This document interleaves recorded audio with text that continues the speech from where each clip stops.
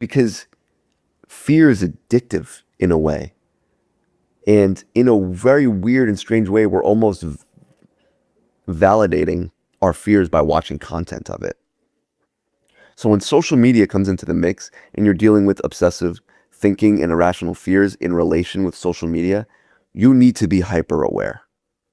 You need to be hyper aware and make sure that any content that associates with your sort of fears, I would just click disinterested. And then, later on when you think you're making real progress and you're experiencing real growth, I think then we could do something really interesting is that we can see, for example, a video of planes on our social media page and we don't engage with it or avoid it, but we just see it and we just keep scrolling.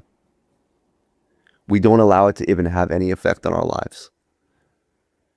It's as if the part of us and the version of us that was constricted and obsessively fearful of that thing has passed. There is no longer anything in our mind that holds the belief that for some reason this particular fear is more relevant to our life and has a higher possibility of occurring directly to us.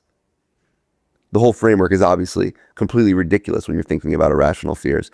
And that's the problem. You're trying to, a lot of times, fight obsessive and irrational fears with logic, but logic isn't going to solve that issue. Because how do you approach with logic? You approach with logical thoughts.